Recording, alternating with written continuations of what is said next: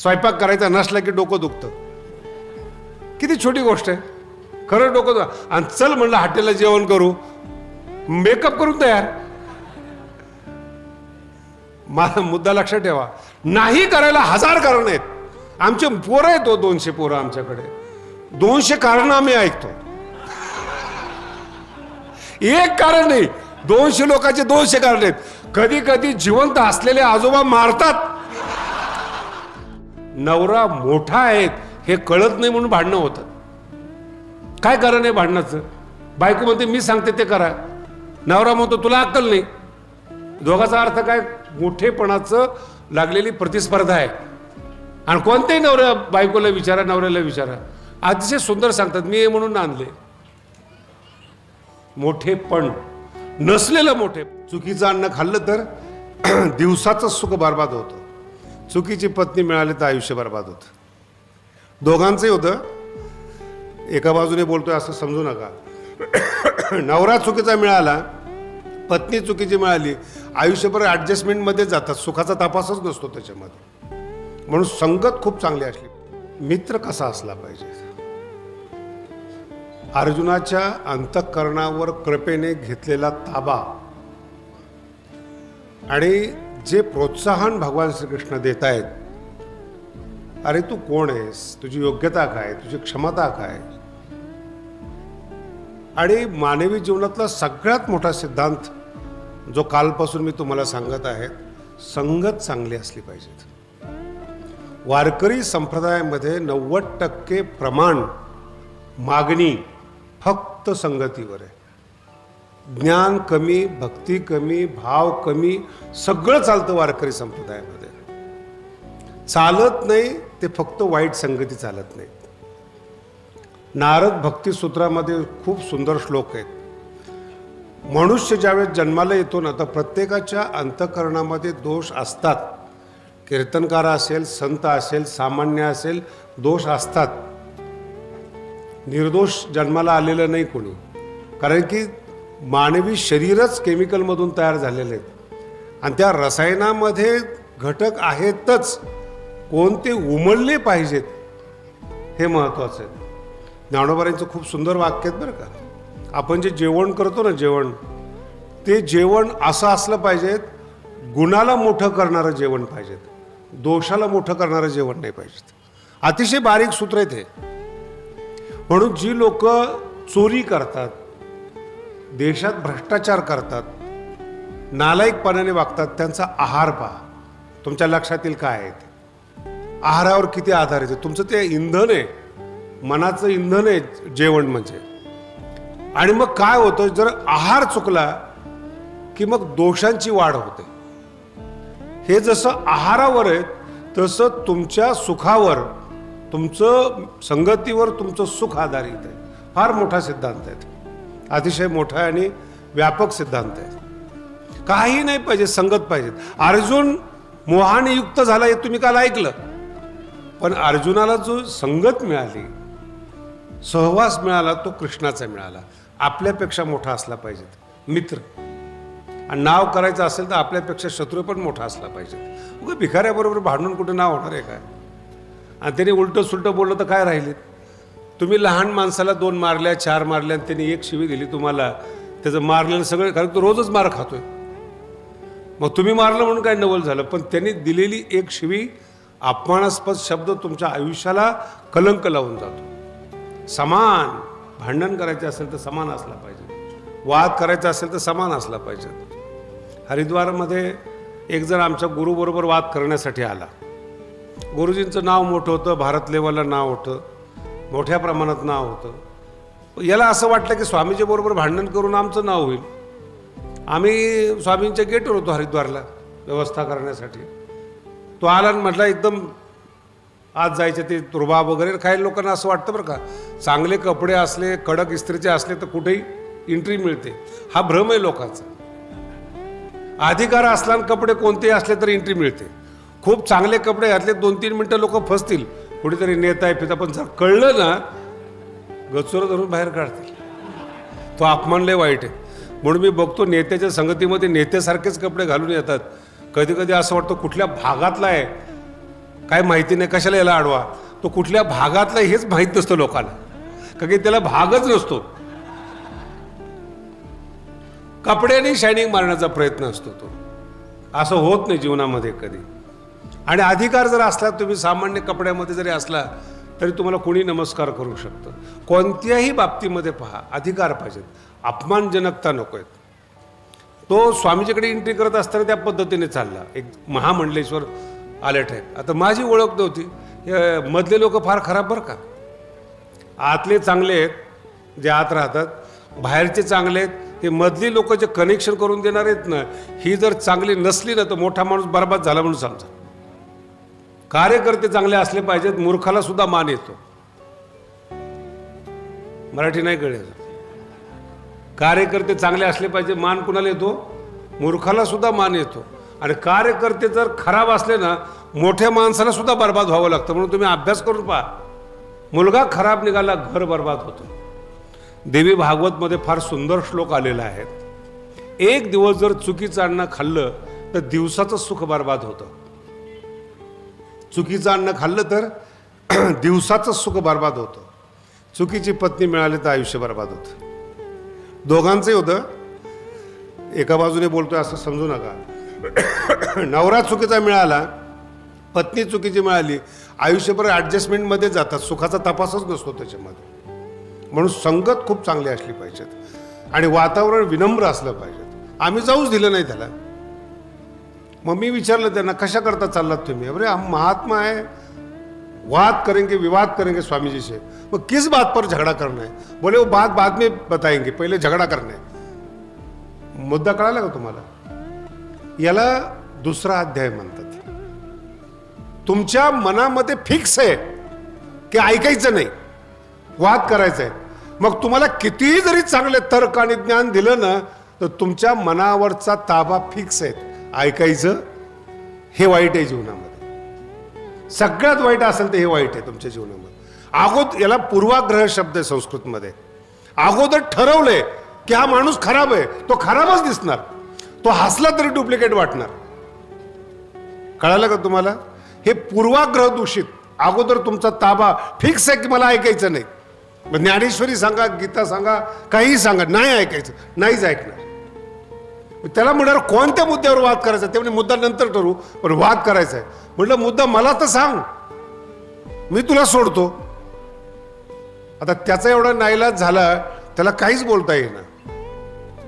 मला म्हणे असं आहे, हम अपनी लेवल के ऊपर बात करते. म्हणे का लेवल ही तो चेक करे, दुसरं काय चेक करे? कशावर भांडण करायचं हेच माहित नाही आणि तुम्ही वाद करायला निघालात. वाईट जीवनामध्ये सगळ्यात वाईट. काय करायचं फिक्स नाही. आत्ताची तरुण पिढी या फेसमध्ये आहे. नेमकं जीवनात काय करायचंय? सायंटिस्ट व्हायचंय, अर्थशास्त्री व्हायचंय, कॉमर्स, सायंटिस्ट व्हायचंय, सायन्स काही माहीत नाहीत का, आर्ट काहीच माहीत नाहीत. एक प्रवाह कुठं चाललो तिकडं पाहता. मग मित्र सांगतात तुझ्या लायकीचं आर्टच आहे. मित्र काय सांगतात? आर्टच आहेत. मग तू कुठं चाललाय? मी आर्टला चाललोय, मग मी पण येतो. जीवनात फिक्स नाहीये, टार्गेट नाही जीवनामध्ये. ही माणसं फक्त श्वास घेण्याकरता जन्माला आलेली. यांना न सुख मिळतं, न मान मिळतो, न जीवन मिळतं, न जीवनाचा आनंद मिळतो. अतिशय घातक हे जीवन आहे. काहीच ठरलेलं नाही, ओघ आहे. आणि अगोदर ठरलं पाहिजे काय पाहिजे ते. नंतर मी संस्कृतमध्ये बोलायला सुरुवात केली. आता न्याय घटित संस्कृत आहे ना, फार बेकार असते ती. ते साधं काहीच नसतं तिच्यामध्ये. काही जरी बोलायचं ठरलं ना तर ते विचित्र बोलणं म्हणजे न्यायशास्त्रातलं बोलणं आहे. आणि इतर शास्त्र सज्जन आहेत. तुम्हाला एक उदाहरण जर सांगायचं ठरलं आमच्या न्यायशास्त्रातलं, तर नित्य म्हणजे त्रिकालामध्ये ज्याचा बाद होत नाही त्याला नित्य म्हणतात. किती चांगली भाषा आहे. थोडा बास आणि आवाज वाढवला जरा पुन्हा मध्ये मध्ये कमी होतो, ताण नाही झाला पाहिजे. लक्षात येते? तिन्ही काळामध्ये ज्याचा नाश होत नाही त्याला नित्य म्हणतात. आता हे न्यायशास्त्राला विचारा नित्य म्हणजे काय? तो म्हणतो ध्वंस प्रतियोगित्वम नित्यत्वम. तुम्हालाही कळालं नाही, मलाही माहिती आहे. आणि त्याचा अर्थ काय मराठीतून तोच आहे. तिन्ही काळामध्ये ज्याचा नाश होत नाही त्याला नित्य म्हणतात. पण ते सरळ बोलत नाही, त्याचं नाव न्यायशास्त्र आहे. ध्वंस प्रतियोगितम नित्यत्वम. ध्वंसाचा जो प्रतियोगी असेल त्याला नित्य. आता प्रतियोगी कोण? यस्या भावस प्रतियोगी. कुणाचा अभाव आहे, कोण प्रतियोगी आहेत? नादी नका लागू न्यायशास्त्राचे. मी जेव्हा बोलायला लागलो तो म्हणा तुम्ही संस्कृतमध्ये म्हणजे शिष्य तर आम्ही त्याचे, थोडंफार तर गुण येणार ना. नाही कळालं, याला संगती म्हणतात. मोठ्या माणसाच्या संगतीमध्ये मोठ्या प्रमाणे जरी बोलता नाही आलं, मोठं कशाला म्हणतात हे कळणं हेच आपलं मोठेपण आहे. मोठेपण कळणं लक्षात आलं. मोठे याच्यावरच दुसरा अध्याय. मोठेपण कळणं. नाही ऐकलं तरी चालेल पण मोठेपण कळलं पाहिजेत. नवरा मोठा आहेत हे कळत नाही म्हणून भांडणं होतं. काय कारण आहे भांडणाचं? बायको म्हणते मी सांगते ते करा, नवरा म्हणतो तुला अक्कल नाही. दोघाचा अर्थ काय? मोठेपणाचं लागलेली प्रतिस्पर्धा आहे. आणि कोणत्याही नवऱ्या बायकोला विचारा, नवऱ्याला विचारा, अतिशय सुंदर सांगतात मी हे म्हणून आणले. मोठेपण नसलेलं मोठेपण आहे. म्हणून कधीही लक्षात ठेवा, पहिल्यांदा एक मित्र असू द्या पण मजबूत असला पाहिजेत, मोठा असला पाहिजे, संकटात धावून आलेला मित्र पाहिजेत. मिळतो न मिळतो तुमचं नशीब आहे. आणि ही यशस्वीता अर्जुनाच्या जीवनामध्ये. जो मित्र मिळाला तो श्रीकृष्ण आहे. आणि तो सांगतोय अरे तू कोण आहेस? काल सांगितलं मी तुम्हाला, सिंहासी झोंबे कोला ऐसा अपाड तिके झाला. कोल्ह्यांनी सिंहावर आक्रमण करावं? अरे असा तू सिंह आहेस. याला म्हणतात उत्साह वाढवणे. आणि काल एक शब्द सांगितला होता अवसान घातकी. येतं काहीच नाही पण अवसान घालणारच. मी सांगितलं तुम्हाला माझे 2-3 मित्र खूप चांगले विद्वान आहेत, माझ्यापेक्षा विद्वान आहेत. पण कीर्तनाला येतात, कीर्तन ऐकतात आणि दोष काढतात. मग आमच्या बैठकीत एकदा सवय झाली, म्हणजे एक काम कर ना, तू माझ्या कीर्तनातले दोष काढतो ना, मग उद्या तुझंच कीर्तन ठेवतो. ते आपल्याला जमत नाही. मराठी कळली का? ते आपल्याला यांचा जन्म दोष काढण्यासाठी, गुण वाढवण्यासाठी नाही. गुण समजतो, अंतकरणात धैर्यच नाहीत. म्हणून मित्र अवसान घातकी नसावेत, परिवार आणि परिसर अवसान घातकी नसावेत. असले तर मात करणं एवढी आपल्यात ताकद पाहिजे. त्याला भगवान बाबा म्हणतात. एका गडावरून उतरवलं, दुसरा गड निर्माण केला. आणि तो इतका मोठा निर्माण केला की मलाच काही वेळेस सांगतात लोक भगवानकडे माहिती का म्हणून. कधी विमानात जाण्याचा प्रसंग आला, कुठं जाण्याचा प्रसंग आला, मलाच विचारतात भगवानकडे माहिती का? हा हा माहिती. काय बोलणार त्याला मी? आणि हे ठरवलंय अवसान घातकी लोक आहेत, विनाश कर. आणि त्याच्यापेक्षा पुढे जाऊन सांगतो मी तुम्हाला, पुरुषार्थ करायला जर नाही मिळालं ना तर जगण्यात अर्थ नाही असं समजा. बापाचं आयतं खाणारे, व्यापाराचं आयतं, ही माणसंच नाहीत. कर्तृत्व करायला मिळावं तो माणूस अजरामर होतो. आणि त्या कर्तृत्वामध्ये शून्यातून राष्ट्र उभं केलं, त्यांचं नाव आहे शिवाजी महाराज. शून्यातून, कुठलं बॅकग्राऊंड नाही.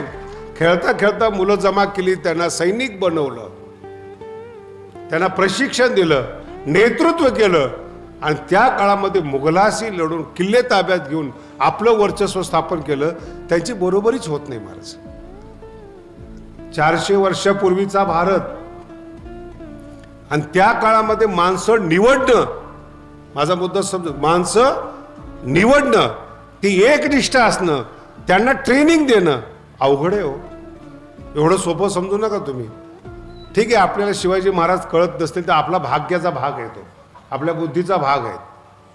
पण शून्यातून कर्तृत्व ज्याला करायला मिळालं ना तो अजरामर असतो. मग आता पुढचा टप्पा त्याच्यापेक्षा अवघड आहेत. त्यांची जी मुलं असतात ना त्यांच्याकडून त्याच लेवलची अपेक्षा असते, ती होत नाही. तुका महाराजांची चिरंजीव आहेत, ते तुकोबाराच्या लेवलला अभंग नाही लिहू शकत. जेवढे शिष्य आहेत नाही लिहू शकत त्यांच्या लेवलला अभंग. मग ते काय करतात, विनम्रतेनं त्यांच्या सिद्धांताचा प्रचार करतात. त्याला पंथ म्हणतात. पंथ.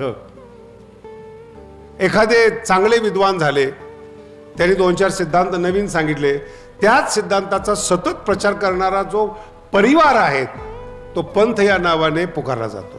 मी त्यांची नावं घेत नाही. म्हणून वारकरी संप्रदायाची प्रारंभ आणि सुरुवात ही भगवान श्री ज्ञानोबरायापासून आहेत. ते नाथांच्या वंशातले आहेत गुरु परंपरेनं, पण नाथाच्या सिद्धांताला बगल देऊन, ऐका, बगल देऊन नवीन सिद्धांत स्थापन केला त्यांनी की सगळ्या जातीतल्या लोकांना, सगळ्या धर्मातल्या लोकांना फार व्यवस्थित ऐका, मनुष्य माना ही ज्ञानोबरांची पहिली शिकवण. मनुष्य माना. अहो घरात घेत नव्हते लोक 700 वर्षापूर्वी. जातीवादाचं भयंकर तेढ होतं. ठराविक लोकांनी राज्य करायचं, ठराविक लोकांनी योग्य जेवण करायचं, योग्य सल्ला द्यायचं काम करायचं, इतर लोकांनी काबाड कष्ट करायची. ही भारताची व्यवस्था होती.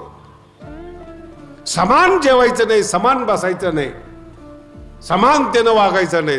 आणि त्याला पहिल्यांदा धडक दिली ज्ञानेश्वर महाराजांनी पृथ्वीवर, बरं का, केवळ महाराष्ट्रातलं समजू नका. म्हणून आजही महाराष्ट्रामध्ये कोणत्याही समाजाचा माणूस ज्ञानेश्वरी आणि कीर्तन करू शकतो. हे ज्ञानोबरांचे उपकार आहेत, उपकार आहेत. ही संकल्पना पहिल्यांदा ज्ञानेश्वर महाराजांनी ज्ञानेश्वरीत उतरवली आणि त्या काळातल्या तळागाळातल्या बहुजन समाजाला, ज्याला आत्ताच्या भाषेत ओबीसी म्हणतात, सगळा एकत्रित केला आणि शिष्य न बनवता संत केलं. याला संगत म्हणतात. ज्ञानोबरांच्या संगतीमुळं परिसरातले जवळचे लोक संत झाले. त्यांच्या नावाने आज देवस्थान आहेत, तीर्थक्षेत्र आहेत. बघा तुम्ही, माऊलीच्या नंतर काही नव्हते का लोक संत? मग त्यांचेच देवस्थान नाही तर त्यांचे शिष्याचे कुठून होणार? कुठं देवस्थान आहेत? हे फक्त परंपरा. भारवाही शब्द कळला का तुम्हाला? भारवाही हा तुकोबारांचे शब्द आहेत. ते हमाल म्हणत नाहीत. काय म्हणतात ते? गोड शब्द आहे ना, भारवाही. तुम्ही संसाराचे भारवाही आहात, ते हमाल म्हणल्यावर तुम्हाला वाईट वाटेल ना. जर असा जड शब्द जर वापरला, आपण भारवाही आहात, तुम्हाला वाटेल काहीतरी आहे, आपण जाऊ दे. सरळ बोलण्याची भाषा नाही येत. हे वैशिष्ट्य जीवनामध्ये.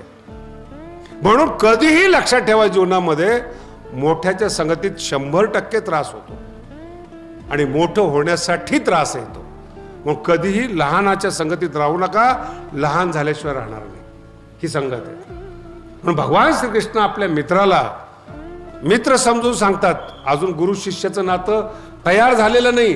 त्या गुरु शिष्याच्या नात्या अगोदर मित्राचं नातं आहे. आणि मग मित्र जसं प्रोत्साहन देतो, अवसान घात करत नाही, तशी ती भाषा आहे. अरे काय तू एवढा मोठा माणूस आहेस, काय सांडी मूर्खपण, उठी घे धनुष्यबाण. ही मित्राची भाषा आहे. सांडी हे मूर्खपण. मूर्खच मित्रच मूर्ख म्हणू शकतो ना. दुसऱ्याने म्हणू द्यावर मूर्ख आहे म्हणून जमेल तुम्हाला? मित्रांनी मूर्ख नाही म्हणल्यावर संशय येऊ शकतो. हा बदलला काय? याचं प्रेम कमी झालं काय? आणि फार सभ्यतेनं जर मित्र बोलत असेल ना तर संशय घ्या. गोड बोलत असेल तर संशय घ्या. त्याचं मन बदललंय, त्याचं अंतःकरण बदललंय, त्याची इच्छा बदलली. आणि जर बदलले नसेल तो भीतच नाही कुणाला. मित्र आहे तो. अंतःकरण स्वच्छ असतं मित्राचं. सरळ बोलतो, त्याला काही देणं घेणं नाही. हे शब्द आहेत कृष्णाचे. सांडी हे मूर्खपण मित्राचे शब्द आहेत. अजून भगवान श्रीकृष्ण गुरु झालेले नाहीत, त्याच्या अगोदरच आहे. म्हणून मित्र कसे असले? सांडी हे मूर्खपण, उठी घे धनुष्यबाण, संग्रामी कवर्ण कारुण्य तुझे. मारामारीमध्ये कुठं भावकी बघायची असते का? ठोक. कोण म्हणतंय? मित्र. हे फार लक्षात ठेवण्यासारखं आहेत. आणि जर मित्र म्हणत असेल भावकी मोठी, बरं का, जरा जपून माघार घेतलेली बरी. अशा भेकड लोकांच्या संगतीत राहू नका. आता मी शब्द नाही वापरत, स्त्री नाही, पुरुष नाहीत, असे मित्र नसावेत. ते स्वतः बिळामध्ये जाणारे आणि कर्तृत्ववान मित्राला सुद्धा बिळामध्ये नेणारे असे मित्र नसावेत कधी. आणि हे शब्द ज्ञानेश्वरीतले, पण मी जास्त वापरत नाही तुम्हाला. आणि कृष्णाने विचारलं, अरे तू जर असं केलंस काय होईल? तुझा नाश होईल. मोह धरीला ऐसे होईल. शब्दांचा प्रयोग आला लक्षात? मोह धरीला ऐसे होईल, अस्ति प्रतिष्ठा जाईल. परलोकही अंतरेल अहिकेसी. वर तर लोक नाव ठेवतीलच मेल्यानंतर, पण जिवंतपणे सुद्धा इथला भोग घेता येणार नाही. कर्तृत्व नसेल ना, बोलू नाही पण बोलतो मी, कर्तृत्व नसेल ना, बाया सुद्धा प्रेम करत नाहीत, धन सुद्धा येत नाही. भीतीपोटी धन येत असतं, तुम्हाला माहिती. सगळेच माणसं आहेत, पण तुमचा फोन जाऊ द्या पैसे येणार नाही, पण तुमच्यात दम असू द्या, दम देऊन बोला, 1 कोटी पाठव सर सर, काही संबंध नसतो. खंडणी म्हणजे काय, ते खूप चांगलं नाव आहे बरं का, प्रोटेक्शन मनी. गुंड लोक व्यवसाय झालाय तो, पण त्यांच्या बोलण्यात दम आहे, त्यांच्या कृतीमध्ये दम आहे. आणि त्यांचे एक फोन गेला की पैसे येतात. काय येतात पैसे? ताकद. याला कर्तृत्व म्हणतो. ते कर्तृत्व कसं वापरायचं आहे हा आजचा विषय नाही. आता उद्या तुम्हाला वाटायचं असेल की आपण त्या क्षेत्रात जावं का. माळ घातलेली कशाला जाताय तुम्ही, माळ घातलेली बरी.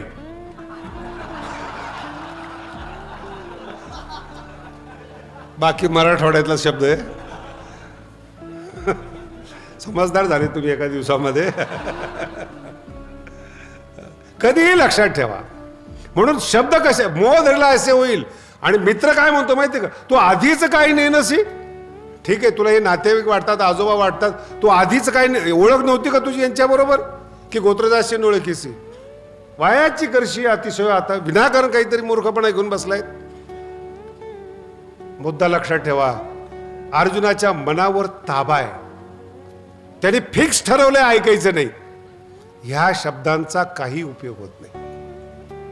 अर्जुन आहे, सगळं ऐकतोय, पण कृष्णाच्या शब्दांचा प्रभाव पडत नाही, कारण की अंतःकरण गेलेलं असतं, खलास झालेलं. मग कधी कधी मित्र सुद्धा निरुपयोगी होतो. आणि मग एक वेगळी भाषा बोलावी लागते किंवा वेगळं नातं तयार करावं लागतं. तिथं मित्रत्व कामाला येत नाही, भाषा आणि रूप बदलते त्या ठिकाणी. आणि मग अर्जुनाची भाषा बदलते. देवा बघा, खूप बारकाईने ऐका आणि शक्यतो लक्षात ठेवा. फक्त पॉइंट सांगतो मी अध्यायातले, फार विस्तार नाही येत. तो पॉइंट तुमच्या मेंदूमध्ये बसला की माझं काम झालं. अगोदर ठरवलंय की देवाचं ऐकायचं नाही, हे वाईट आहे. म्हणून सांडी मूर्खपण सिंहासी झोंबे कोला, काही उपयोग होत नाही या शब्दांचा. आणि तो कृष्णाला मित्राला पटवण्याचा प्रयत्न करतो. देवा तुला असं वाटतं का रे आपण आपल्या गुरुला मारावं. बघा अर्जुनाचे तर्क. आणि ही लिंक वेगळी आहे. गुरुनी हत्वा ही महानुभावान, गुरुला मारावं, भीष्मासारख्यांना मारावं असं तुला वाटतं का. तर्क. लढायचं नाही हे फिक्स आहेत, पण न लढण्याला कारण काय द्यायचं. फार साधा सिद्धांत आहे. स्वयंपाक करायचा नसला की डोकं दुखतं. किती छोटी गोष्ट आहे, खरं डोकं. आणि चल म्हणलं हॉटेलला जेवण करू, मेकअप करून तयार. माझा मुद्दा लक्षात ठेवा, नाही करायला 1000 कारण आहेत. आमचे पोरं आहेत, 200 पोरं आमच्याकडे, 200 कारण आम्ही ऐकतो. एक कारण नाही, 200 लोकांचे 200 कारण आहेत. कधी कधी जिवंत असलेले आजोबा मारतात. काय करणार होता त्याला, सगळं समजतंय, तो जिवंत आहे, हा जिवंत आहे, पण अभ्यास नाही करायला 1000 कारण आहेत. काही काही विद्यार्थी सांगतात थोड्याहून गेला ना, लक्षात येतं, थोड्याहून गेलो. एक चलते एवढा बहादर होता UPSCला, प्रश्नपत्रिकाच चुकली म्हणला. अंतःकरणातला ताबा कसा असतो ते सांगतोय, तो मुद्दा विसरू नका. प्रश्नपत्रिकाच चुकली. आता कलेक्टर लेवलची प्रश्नपत्रिका चुकत असते का. ती काय 10वीची 12वीची का माणसाने काढलेली, अनुभवी लोकांनी काढलेली. मग मी ते रिझल्ट लागल्यावर मग त्याला विचारलं, अरे तू म्हणतो प्रश्नपत्रिका चुकली, हे असं वशिला आहे हो सगळा. लक्षात. तर्क कसे असतात. आपण असफल आहोत हे मान्य करत नाहीत लोक. आपण अभ्यास केला नाहीत हे मान्य करत नाहीत. दुसऱ्यावर दोष. एका मुलाचं लग्न ठरलं, जाताना शायनिंग मध्ये गेला, गाडी फिडी असं सगळं, आणि मुलगा चांगला होता दिसायला. ठरलं लग्न, 15 दिवसांनी निरोप आला, लग्न तुटलं. मग त्या मुलाला मी विचारलं, काय झालं लग्न तुटलं. मुलगी चांगली नव्हती हो, मला पहिल्यापासून पसंत नव्हती, पण मी आईबापामुळे हा म्हणलो होतो. आता ही याची बाजू झाली. मग तिकडचे पण माझ्या ओळखीचे, त्यांना म्हटलं काय झालं, अहो तो नुसतं शायनिंग मारतो, गावात उंडगा आहे, नोकरी नाही, काही नाही, काही नाही, नुसतंच भटकतो. मग हा कसे म्हणले, मग येताना गाडी फिडी चांगले कपडे करून आम्ही वरच्या रूपाला भाळलो. खरं कळालं, आणि जेव्हा खरं कळालं, आता त्यांचं नाकारणं पहा, मुलीला सांभाळण्यास योग्य नाही. ठीक आहे ना, मुलगी द्यायची ना, आपला प्राण द्यायचा आहे, प्रति शरीर द्यायचं आहे, त्यांना सांभाळण्याची तर लायकी पाहिजे ना. आणि हा काय सांगतोय, लायकी नाही हो, मला मित्राकडून कळलं ते पोरगी चॅप्टर आहे. खरंच आहे का? अगोदर आपण असफल आहोत हे स्वीकार करा, सफलता सुरू होईल तुमच्या जीवनामध्ये. हे जीवन आहे, हे आपण अवतार नाही आहेत नापास होण्यासाठी. आपण 10 वेळा नापास होऊ, मनुष्य आहोत. अवतार मध्ये चमत्कार नाही आपल्याकडे, कोणत्याही मानवाकडे. पुन्हा पुन्हा चुकलं पाहिजे, पुन्हा पुन्हा दुरुस्त केलं पाहिजे, त्याला मनुष्य म्हणतात. 1000 वेळा चुकलं पाहिजे. मनुष्य आहेत आपण, चूक थोडीच आहे ती. पण चूक स्वीकार न करणं हा शुद्ध मूर्खपणा आहे. चुकला ना तुम्ही, चुकलात. खूप मोठी कथा आहे.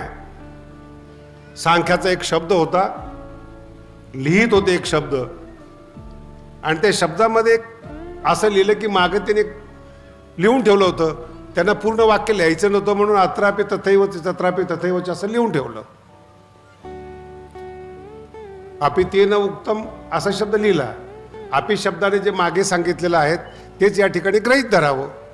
आता ते नंतर विसरून गेले, संक्षिप्त लिहिल्यामुळे कळे ना. 2-3 दिवस झालं तो ग्रंथ थांबला. अपिना उक्तम, तर अपिना उक्तम लक्षात आलं 2-3. त्यांचा एक शिष्य होता प्रभाकर, त्यांनी तिथे लिहून ठेवलं, फक्त विग्रह केला. अपि उक्तम, अपि या शब्दाने जे मागं सांगितलेले तत्रापि तेन उक्तम, इथं त्यांनी गृहीत धरावं. आणि त्याचं वाक्य तयार होतं, अत्रापि नोक्तम तत्रापि नोक्तम. अत्रापि पोरे बसले कळेल त्यांना, अत्रापि नोक्तम तत्रापि नोक्तम कळेच ना त्याला. मग सांगितलं त्यांनी, अत्र अपिना उक्तम तत्र अपिना उक्तम. अपि शब्दाने जे सांगितलेले ती इथे गृहीत धरावं. अहो विनम्रता किती, फक्त विग्रह केला शिष्याने, त्याच्यानंतर जे मत मांडलं गेलं त्या शिष्याच्या मताला सांख्यशास्त्रामध्ये गुरुमत म्हणून शब्द लिहिलं. फक्त विग्रह केल्यामुळे याला म्हणतात मोठेपण. आपल्या शिष्याने आपल्याला समजून सांगितलंय त्याला गुरु मानणं ही सनातन संस्कृती आहे, ही भारतीय संस्कृती. चुकलात ना मांडणे, नाही आठवलं ना मांडणे. विद्यार्थ्यांनी सांगू द्या, लहान मुलाने सांगू द्या, अंतकरण विशाल ठेवा.